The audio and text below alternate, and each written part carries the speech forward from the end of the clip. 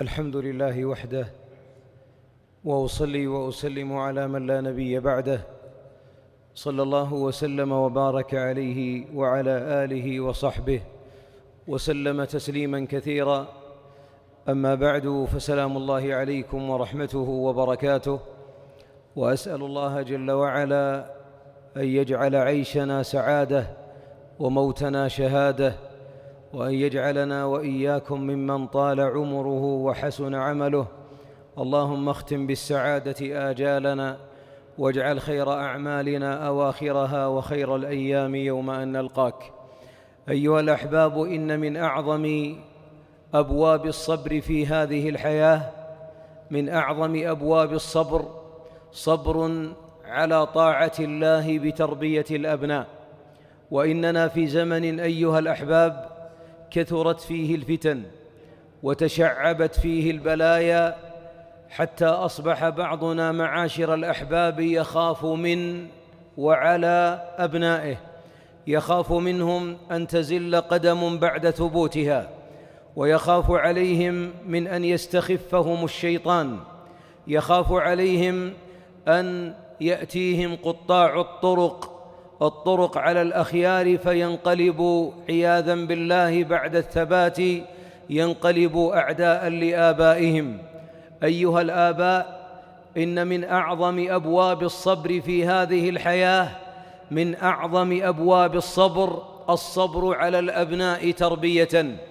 وإن بعض الآباء ما استطاع أن ينجح، وها هو مغموم، قد شابت عينه وشابت لياليه وشابت أيامه بسبب هؤلاء الأبناء الذين إن خرجوا خاف عليهم أن لا يعودوا، وإن عادوا يخشى عليهم أن يخرجوا، حتى صار بعض الآباء نسمع صوته وأنينه يخاف على الأبناء من الفتن التي تصبح وتمسي.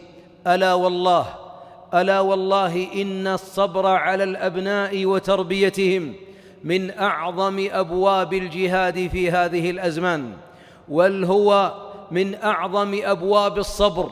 والبعض يعتقد أن الصبر صبر على الآلام وصبر على أقدار الله المؤلمة، يقول: أصبر إن مات ابني، أصبر إن خسرت تجارتي، أصبر على السكر والضغط. أقول: وأعظم من هذا كله أن تصبر على أبنائك المراهقين، وأن تصاحبهم، وأن تحلم عليهم، وأن تتغابى عن أخطائهم، ولست بغبي. لأن بعض الآباء لما شد على أبنائه هرب أبناؤه من يده وانتكسوا، وبعضهم ها هو من أهل الفسوق ومن أهل المخدرات. بعض الآباء لا يجيد من التربية إلا الجلد بالعقال والجلد بالعصا، واقلب وجهك واطلع برا ولا أشوف وجهك، ويبدأ يقبح عليه ويلعنه ويشتمه أو يبخل عليه في العطاء.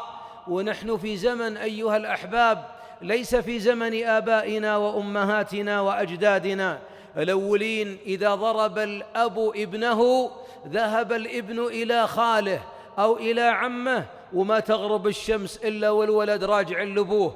الآن تضربه ويتلقفه الحبابين والحشاشين والخمارين وأهل الفجور وأهل الغواية وأصحاب الاستراحات الحمراء وأصحاب الكؤوس الحمراء. ولذلك في هذا الزمن أيها الآباء، مع الدعاء نحتاج أن نغير وأن نصبر أنفسنا، وأن نغير طرق التربية التي كنا نألفها، لأننا في زمن الجوال، وزمن الآيباد، وزمن اللابتوب، وزمن الآيفون. زمن صار الأبناء لا يربيهم آباؤهم فقط، يربيهم آباؤهم وتربيهم القنوات، ويربيهم ابن الشارع، ويربيه زميله في الفصل، ويربيه زميله اللي يرسل له مقطع، ويربيه الجروب اللي هم مشتركين معهم يرسلون له الصور والمقاطع. ولذلك سرق بعض أبناء المسلمين وهو بين ظهراني أهله، سرقوا وهم والله تحت البطانيات في بيوتهم وخلف الأبواب في بيوتهم. ولذلك أيها الأب، يا من أنت مكشر مقطب الجبين في وجه ابنك، أطلق وجهك الله يجعلك في الجنة، وخفف من هذه الحدة، واترك عنك الغضب، واترك عنك الصراخ العالي. ما نفع. هل نفع الضرب؟ لا والله ما ينفع. يقولون الله يجعل الشيبان الأولين في الجنة يضربوننا ونقبل أيديهم، هذا أنت وأبوك جعلكم في الجنة. الجيل المعاصر يحتاج حزم، ويحتاج مع الحزم رحمة، ويحتاج مع الرحمة لين. يحتاج الابن أن يصادقه والده. ولذلك بعض الآباء لما لم يصادقوا أبناءهم وصار أبناؤهم يخافون منهم، صاروا يتلصصون ويتصددون ويتوزون ويختفون وراء البيبان. بعض أبنائنا يدخل فيما شاء في أي وقت شاء، والله النبوه ما يدري عنه، والله ما تدري وش في جواله، ولا تدري ماذا يدور مع أصحابه، ولا تدري وش في اللابتوب من مواقع. أنا وانت جيل أبو كشاف، جوال أبو كشاف، ويسدنا ويخب علينا. لكن بقي جيلهم هم جيل تقني، جيل به الخوف من كل طريق، لصوص الأعراض ولصوص الأخلاق على طرقاتهم. نحتاج إلى أن تتبسط معه ونبوك وتثني عليه وتعلن الخوف عليه وتصاحبه للمسجد وتكرمه وتعطيه ويصاحبك أو تصاحبه. نعم، بعض الآباء إذا جاء البيت وأتاه التقرير من الأم فلان سوى وفلان سوى، رفع راسه يتلمس عقاله، ثم جلد من أراد أن يجلده، وهجر من أراد أن يهجره، وبصق في وجه من أراد أن يبصق عليه، وركل من أراد يركله.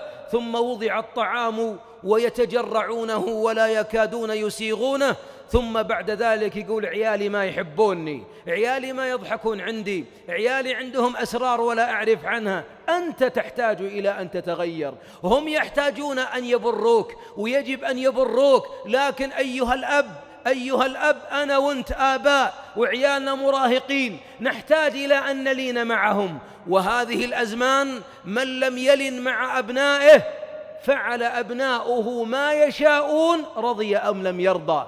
أكبر مؤثر وأكبر مغير وأكبر مقوم للأبناء هذه الأزمان أن يجد أبا مبتسما يداعبه يلاعبه يشاركه. حبيبنا عليه الصلاة والسلام داعب أبناءه وهم أبناء بناته، والحبيب صلى الله عليه وسلم كان يرحب بابنته وابنته متزوجة، مرحبا بابنتي، ويقوم لها. كان بأبي هو وأمي رحمة، وكان إذا دخل البيت اسفهل أهل البيت وانشرح صدورهم وانطلقت وجوههم، لأنه رحمة، لا يعاتب إلا بحد يسير. وبعضنا له 20 سنة السكر اللي هو فيه سببها أبنائه، والضغط اللي فيه سببه متابعة أبنائه، ولا زال أبنائه داجين أمهم بحوله. ما نفع صراخه، وما نفع صياحه، وما نفع ضربه وخرب عقاله من وراء من كثر ما يدبغ فيهم. والله ما تغيروا، بل تجدهم يتلصصون ويتصيدون ويتحينون، جابوي ما جابوي، ويخالفونه إذا خرج ويمثلون عليه دور البار. أيها الآباء، إن لم نتغير نحن نخشى أن نخسر أبناءنا. نعم، ادعوا لهم. بعضنا يدعي عليه بالجدري والطاعون والمصايب ويشتمه ويلعنه ويسميه ثور ويسميه حمار أكرمكم الله، ثم يقول خلك رجال. ما في ثور يصير رجال، ولا يمكن يكون لينا في يدك وأنت ما أكرمته. أين الدعاء الجميل؟ أين الابتسامة العذبة؟ أين الإنظار؟ أين التغابي؟ نعم، أن دارين وش هم مسوين، لكن نسوي أنفسنا متغابين، ولسنا أغبياء متعامين، ولسنا عميان. أقول ذلك أيها الأحباب لأن طلاب المدارس الثانوية في إحصاءات كتبت أنت راضي على أسلوب والدك معك، النتيجة أكثر من 80%. لا، تحب أبوك حبه، راضي على أسلوبه لا. لماذا؟ أبوي ما عمره ابتسم، أبوي إذا بغيت منه الريال كنا نقلع منه ضرس، يا الله يطلع، وفي النهاية ماخذين الريال منه ولا من أمي، ماخذه، لكنه ما يعطينيه بسهولة، يعطينيه بأن ألح عليه وأنكسر وأحاول وصيح، وتبدأ الحرب العالمية الثالثة في البيت. أيها الآباء، أبناؤنا فيهم خير، أبناؤنا فيهم فطرة، أبناؤنا والله إلى الخير قريبين، بس نحتاج نبني جسر بيننا وبينهم ومودة. رحب به إذا أقبل، ادع له، قرة عيني، بيض الله وجهك، أنت عصابة راسي، أنت قرة العين، تكفى ونبوك، وابتسم. اعرض عليه المال إلا فيما كان من سرف، أو إذا كان غير رشيد لا يعطى. يقول أعطيه فلوس ويدخن، ولدك يدخن من 2 وأنت ما تدري، الله يحفظك. ولذلك بعضهم مسكين يعتقد أنه بنى على الشمس جدارا، لا تعطيه ليدخن، لا، أعطيه إكراما. قل وأنا أبوك هذا المال، هذا مصروف بيتك، هذا أنت مسؤول عن أسرتك. لأننا أيها الآباء نحن اليوم أحد المؤثرين على الأبناء، لسنا المؤثرين دائما، أحد اللي يؤثرون على الأبناء نحن. ومعنى القنوات، ومعنى المعلمين، ومعنى الجوالات، ومعنى اللابتوبات، ومعنى السفريات، ومعنى شباب الاستراحات، معنى المؤثرين كثر. فلا بد للأب أن يكون مؤثرا برحمة، لا بد يحب الابن والده. لماذا نحن نعيش لذة الطفولة مع أطفالنا إلى أن يوصل 2 ابتدائي، ثم نفقد اللذة بتربيته والفرح بمداعبته؟ البنوة ما ينتهي فرحنا بهم، حتى ولو الشيب في لحيته أبا داعبه، ولدي هذا قرة عيني، هذا خرج من صلبي، هذا من كسبي، هذا امتدادي، هذا جنتي، هذا نور قبري. الأبناء نور القبور. ولذلك أيها الآباء، من أكبر ما يؤثر على الأبناء بعد موتنا في برنا أن نكون في حياتنا زرعنا المحبة في قلوبهم. بعض الآباء مات والله أن عياله ما يدرون قبره فأول المقبرة ولا فاخرها، ما يدرون، ولا هم مسؤولين، ولا أحد زاره. بعض الآباء ما يذكر الدعاء لأبيه إلا إذا قال وأنت ولد فلان، قال نعم، الله يجعل أبوك في الجنة، قال آمين، ولا هو مهو فاض يدعو لأبيه.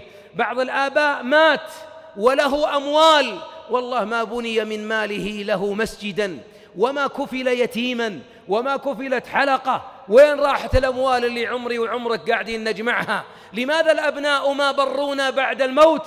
من أسبابها أننا في الحياة كنا هادمين اللذات، مفرقين الجماعات. بعض الآباء حاد قاسي، حتى دمعة الفراق والله ما دمعها أبناؤه عليه. وتلاحظ بعضهم قاسي مستوحش، مراح مات أبوك الله يجعله في الجنة، جاء مرض ومات، وإن مخلوقين نموت، وكأنه يسولف له عن أبو الجيران مو بأبوه. لماذا هذه المودة وينبوعها ما زاد في قلبه؟ لماذا ما جمع أخوانه قال أبوي ما وصى رحمة بنا؟ مع أني أقول إياك أن تترك الوصية، وص 3 مالك من اليوم، وحدد 3 مالك من اليوم، لأنه مو بكيد إذا مت بيجتمعون في العزاء ويقولون الله يجعله في الجنة، ما وصى خلنا نطلع له ربع ماله. هذا قليل من يفعله. ارحم نفسك. أعود إلى الأبناء، حتى تبقى رحمتك في قلوبهم ارحمهم أنت وأنت في حياتك بين أيديهم. اربط بين قلوبهم أيها الأب. كفانا أيها الأحباب صراخ، وكفانا تكشير. وأحدهم يقول لي رجل، يقول بنت صغيرة تقول لأمها والله أني شفت أبوي اليوم يضحك، لأن لها سنين ما شافته يضحك، تراه يضحك إذا طالع مع الباب أو رد على الجوال. هالتكشيرة هذه مهيب دين، ليست دين ولا أبوة ولا حزم، هذه حدة ما أنزل الله بها من سلطان. وإن كانت الحدة تنفع في الجيل الماضي، فوالله وتالله ما تنفع هذا الجيل هذا يبي فهم ويبي رحمة ويحتاج حزم. نعم ما أقول تلين حتى يفسدوا، احزم لكن أكرم، احزم لكن حزم ملفوف برحمة. خلك قاسي في الصلاة وحدها، وما سواها فلين. ولذلك أيها الأحباب، البعض منا ما تلاحظه إذا أتاه الضيف، إذا جاء الضيف ودخل عنده في المجلس ما شاء الله رحب، ارحبوا يا مرحبا، وبدأ يسلم وجهه منطلق. فإذا خرج الضيف ساعة ونص وعيالك قاعد عندهم عمرك كله، يضحك ساعة ونص في وجه ضيف ويكشر في اللي هو عايشين معه عمرك كله. أهذا حزم؟ أهذا أيها الأحباب أبوة؟ وهناك من الآباء أيها الأحباب من هو لين حتى عصر، ولين حتى انفلت أبناؤه، لا يعرف الحزم، إنما يكرمهم ويعطيهم ويرحمهم حتى في أداء الصلاة. هذا أفسد بعض أبنائنا. ولذلك لا الحزم الذي بلا رحمة ولا اللين الذي لا حزم معه. يحتاج أبنائنا التوسط، ويحتاج أبنائنا أن نسمع منهم. أتدرون لماذا انفلت بعض أبنائنا فصاروا دواعش خارجيين يقتلون بعض أبناء المسلمين، وبعضهم فاسد عبد لفرجه وهواه؟ لماذا انحرف هؤلاء شبهة وانحرف أولئك شهوة؟ لأن البيت ما فيه توازن، البيت ما فيه توازن. بعض المنحرفين ما عمره سافر، كيف انحرف؟ انحرف من هالغرفة اللي قاعد فيها، والقنوات اللي يقلبها، واللابتوب اللي يلمسه كل صباح ومساء، والآباء عنهم لاهون والأمهات عنهم منشغلون. عودوا أيها الأحباب إلى ذرياتكم فهم قرة العين، وعدلوا من طريقة التربية بأن نكون راحمين لهم لكن بحزم. نعم، كونوا معهم وجالسوهم وآكلوهم وصاحبوهم وخذوهم، وخاول كبير منهم، خله خويك وخله صاحبك، وامزح معه وداعبه. وإياك والبخل. وأختم بها: البخل عدو كل تربية. الأب البخيل أب يعاديه أهله ولو ما نطقوا. والله من بخل منا ليفرحن أبناؤه في يوم رحيله، لأن موته بداية الغنى. البخيل حتى ولو بكبكوا عند القبر والله أنهم يفرحون، لأنهم في حاجة، وحاجتهم ستقضى بموته، إذن موته فرحة لهم. أما أقول هذا تشفيا، لكن يا أيها الأب، أجمل الدنيا أن يرى بعضنا نعمة الله على أبنائه وهو حي. إذا متنا يغتنون؟ لا يا أخي الحبيب، وإنا أحياء يغتنون، ونصرف عليهم وإنا نشاهدهم ونعطيهم ونكرمهم من غير سرف ولا مخيلة. اشتر له السيارة وزوجه واصرف عليه وعطه في حدود المعقول، وليرى نعمة الله وتراها أنت عليه قبل أن يفرح يوما برحيلك. وأقسم لكم بالله أعرف قصص لا حد لها من العدد، آباء أثرياء بالمئات الملايين. سألت أحدهم: أبوك مات وتارك لكم 120 مليون، ما تبنون له مسجد؟ قال: ما نفع نفسه فننفعه، خله ينفعه، بخله. ومات والده، والله ما بنوا له مسجدا وما وضعوا طوبة على طوبته. ما رأينا الحياة وشمينا الهوى إلا بعد موته. الله يجعله في الجنة. وانتهى بره برحيل أبيه. أكرموهم، وإكرامكم لهم عبادة، ونفقة الأب على أبنائه قربة وصدقة. أسأل الله أن يمد في آجالكم على الطاعة، وأن لا يفجع والدا بولده، وأن يغفر لآبائكم وأمهاتكم، وأن يرد ضال أبنائنا إليه ردا جميلا، وأن يجعل أبناءنا من العمل الصالح. يا رب بعد موتنا اجعل أبناءنا من العمل الصالح الذي ينور قبورنا. اللهم ارحم موتانا، اللهم ارحم موتانا، واشف مرضانا، وعاف مبتلانا، واجعل أخرانا خيرا من دنيانا، واختم بالسعادة آجالنا، واجعل آخر كلامنا لا إله إلا الله. واغفر لآبائنا وأمهاتنا وارحمهم كما ربونا صغارا. اللهم صل على محمد وعلى آل محمد، وآخر دعوانا أن الحمد لله رب العالمين.